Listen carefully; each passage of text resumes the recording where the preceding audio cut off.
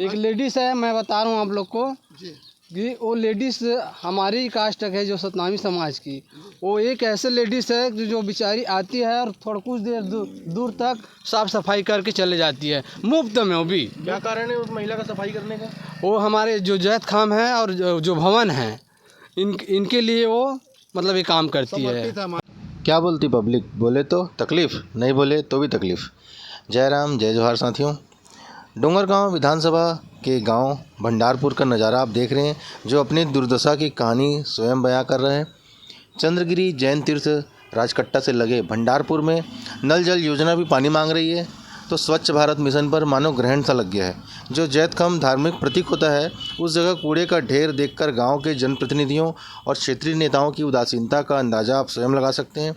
सिर्फ चुनाव तक मेरी जनता, उसके बाद भाड़ में जाए जनता, अपना काम बनता।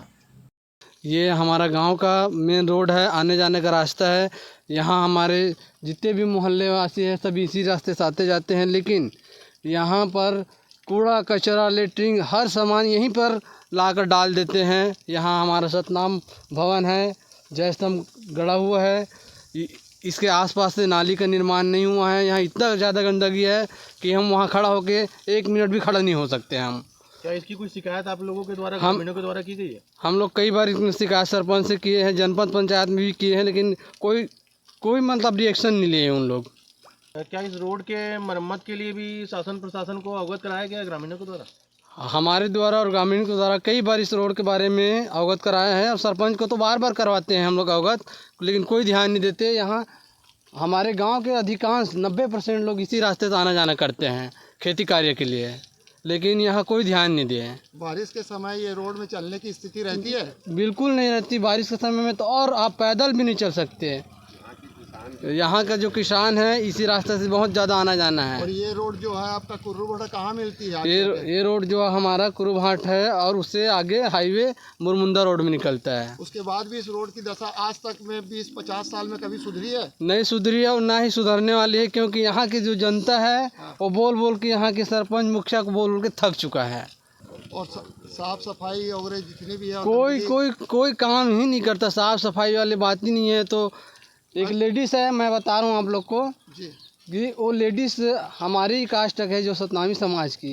वो एक ऐसे लेडीज़ है जो बेचारी आती है और थोड़ा कुछ देर दूर तक साफ़ सफाई करके चले जाती है, मुफ्त में। वो भी क्या कारण है उस महिला का सफाई करने का? वो हमारे जो जैत खाम है और जो भवन है इनके लिए वो मतलब ये काम करती है। हाँ, समर्पित है। मतलब ये शासन प्रशासन की नाकामी को दर्शाता है कि समाज की महिला द्वारा खुद निस्वार्थ भाव से सेवा कार्य, सफाई का कार्य किया जा रहा है, जबकि क्योंकि सामने में सामाजिक मतलब काम लगा हुआ है। हाँ, इसी कारण और मैं इस रोड में देखा भी हूँ कि इस रोड में बीच में कई जन शौचालय भी किए हुए हैं, जबकि माननीय नरेंद्र मोदी के द्वारा स्वच्छ भारत अभियान के चलाया गया। तो इसमें क्या रिएक्शन है? ये तो जगह जगह यहाँ पे गंदगी करके शौचालय में बैठा जाता है, इसका क्या प्रतिक्रिया? यहाँ स्वच्छ भारत जरूर चलाया गया है, लेकिन इनका फायदा 1% भी फायदा नहीं है हमारे गाँव में। स्वच्छ भारत जो प्रधानमंत्री मोदी जो चलाया है ना, 1% हमारे यहाँ नहीं है। ये सब जो नल जल योजना है ना, वो 13 और 14 नंबर वार्ड में एक बूंद किसी यहाँ पानी नहीं आता। और आप जिस जगह में आप खड़े हो वहाँ बोर लगा हुआ है, अगर आप चाहो तो उनका तस्वीर ले सकते हो कि पानी भी फालतू में बहते जा रहा है। उनके बारे में कोई ध्यान नहीं देते। बस मेरा इतना ही कहना है, थोड़ा ध्यान दे। आपका नाम बता देंगे भैया? मेरा नाम मनोज कुमार टंडन है, ग्राम भंडारपुर का रहने वाला हूँ। बताएंगे आप लोग भी क्या ग्राम भंडारपुर के निवासी हैं? जी सर। ये भंडारपुर में जैतखाम के पास में जो चारों ओर गंदगी फैली हुई है, और इसके बारे में क्या कहना चाहेंगे? इसके बारे में मैं यही कहना चाहता हूँ कि स्वच्छता रहना चाहिए, और इसमें शासन प्रशासन और ग्राम के जो सरपंच वगैरह है ध्यान देना चाहिए कि स्वच्छता रहना चाहिए, हर जगह रहना चाहिए।